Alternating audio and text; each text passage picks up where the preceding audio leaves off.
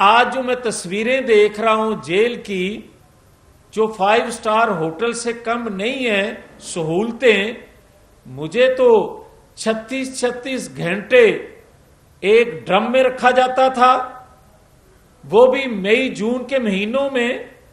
مجھے تو جب پیش کیا جاتا تھا کسی عدالت میں تو کرفیو لگا دیا جاتا تھا، اس میں تو سنسار کر دینا چاہیے تھا۔ اور اگر تمہیں یہ چیزیں پسند نہیں، یہ پابندیاں تم برداشت نہیں کر سکتے تو پاکستان چھوڑ دو۔ کسی خاص کے لیے وہ قانون نہیں ہے اور عام کے لیے سولی پہ لٹکا دو۔ مجھے کوئی یہ بتائے کہ 190 ملین پاؤنڈ کھا جانا کوئی جرم نہیں ہے، مگر موبائل چھیننا جرم بہت بڑا ہے۔ مجھے کوئی یہ بتائے کہ کیا پاکستان کے اندر 9-10 مئی کرنا جرم نہیں ہے، مگر اینٹ سے اینٹ بجانے کا ایک جماعت کے سربراہ کی جانب سے کہنا کئی مہینے جرم بن جائے؟ اور ایک کراچی کا لیڈر پاکستان کو توڑنے کی بات کرے تو اس کو ختم کر دیا جائے، اس کو مجرم قرار دے کر ثابت کر دیا جائے کہ اس سے بڑا اور مجرم کوئی نہیں۔ اور کیا 9-10 مئی کرنا، عملاً کر دینا پاکستان کے اندر کوئی جرم نہیں ہے؟ اور کیا یہ محض اتفاق ہے کہ پاکستان کے اندر بلوچستان کی علیحدگی پسند تنظیمیں ہوں یا کراچی کا لیڈر ہو، ان کے ٹویٹر ہینڈل کیے جائیں، مانیٹر کیے جائیں، اپریٹ کیے جائیں پاکستان باہر سے، اور ان پر پابندی ہو اور ان کو کہا جائے کہ یہ ملک کے غدار ہیں، اور ایک دوسری جماعت کا سربراہ جن کا ٹویٹر پاکستان باہر سے چلایا جا رہا ہو اور پاکستان کے خلاف چلایا جا رہا ہو، اداروں کے خلاف چلایا جا رہا ہو، سلامتی کے خلاف چلایا جا رہا ہو، آئین قانون کی دھجیاں اڑائی جا رہی ہوں، مگر وہ مقبول ہے؟ یہ محض اتفاق ہے؟ اور کیا یہ محض اتفاق ہے کہ مجھے سسیلین مافیا کہا جائے، گاڈ فادر کہا جائے، اور کسی کو گڈ ٹو سی یو کہا جائے؟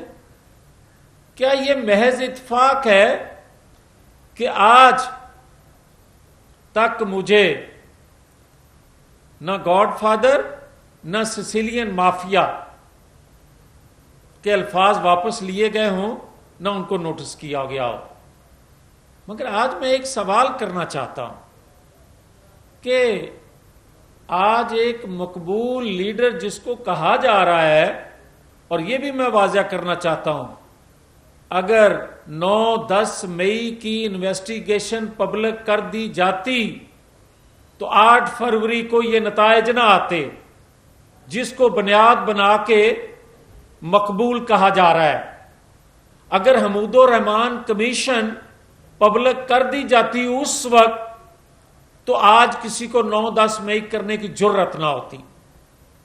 اور اگر 9-10 مئی کو جو انویسٹیگیٹ ہوئی، جو ماسٹر مائنڈ، سہولت کار، منصوبہ ساز آج بھی پبلک نہیں کیے جا رہے ان کے نام، تو آپ خدا نخواستہ دعوت دے رہے ہیں آئندہ کے لیے 9-10 مئی کرنے کو۔ پھر مجھے یہ بتائیں کہ ان کے بنیادی حقوق سلب ہوتے ہیں 9-10 مئی کرنے والوں کے کہ ان کو میڈیا پہ نہیں لایا جاتا، تو جب یہ کہا گیا تھا ایک جماعت کی مقبول لیڈر کو کہ سمیش کر دیں گے،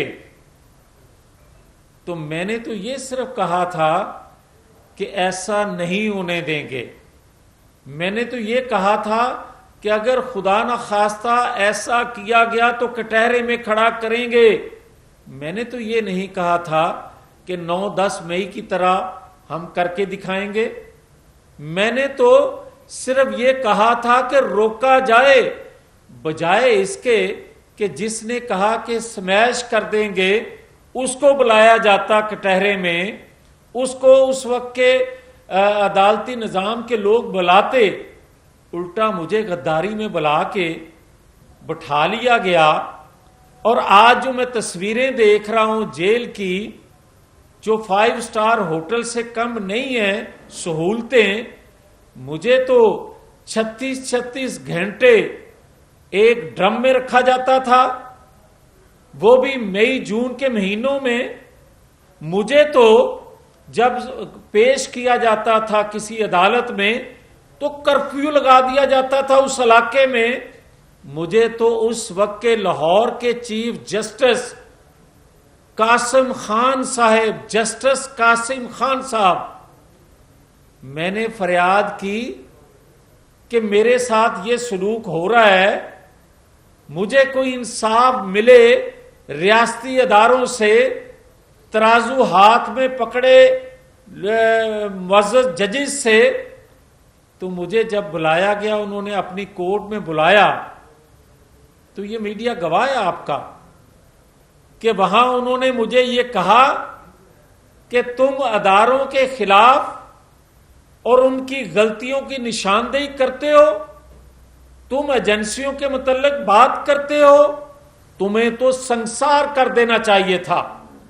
اور اگر تمہیں یہ چیزیں پسند نہیں، یہ پابندیاں تم برداشت نہیں کر سکتے تو پاکستان چھوڑ دو.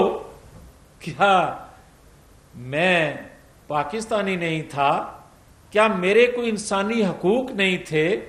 آج ایک نظم لکھنے والے کو، احمد فرحاد کو اٹھا لیا جائے، اس کی ضمانت نہ لی جائے لکھنے پہ، اور جو سب کچھ کر دے 9-10 مئی کو اس کو کوئی پکڑ نہ سکے زمان پارک سے، وہ مسلح جتھوں سے مقابلہ کرے، اس پہ کوئی نوٹس نہ لے.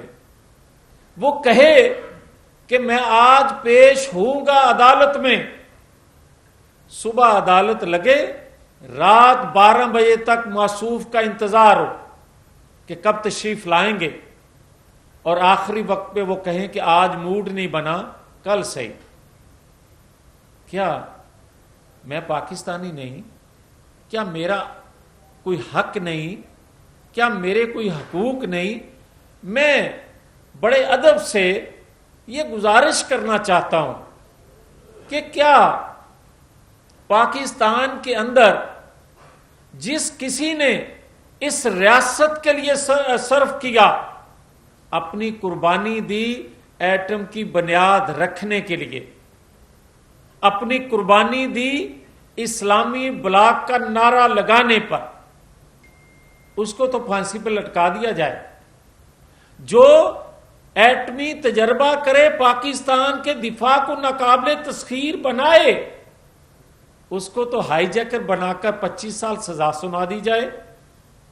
اور جو شخص آج تک 4 سال حکومت میں رہنے کے باوجود پاکستان کے لیے کچھ نہ کر سکا، کچھ نہ کیا، بلکہ معیشت برباد کر دی، معاشرت برباد کر دی، دنیا میں پاکستان کو تنہا کر دیا، وہ آج بھی لاڈلا ہو.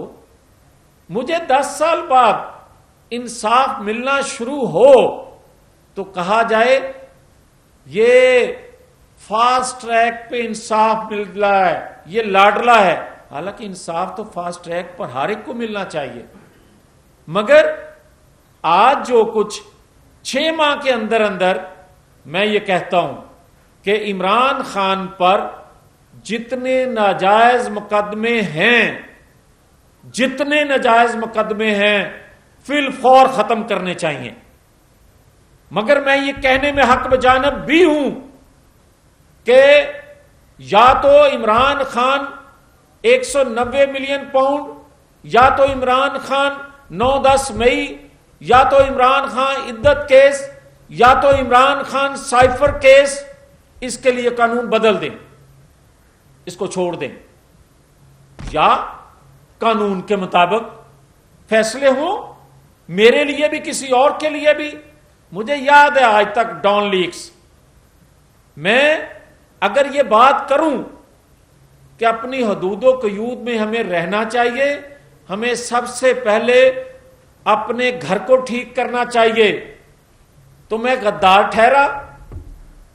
وہ ڈان لیکس میرے لیے غداری کا تغمہ بن گئی. اور یہ جو کچھ بھی کہتا جائے ٹویٹر پہ کہے، کسی کو غیر ملکی کوئی انٹرویو دے، سب کچھ کہہ دے اور یہ لاڈلا کہلائے.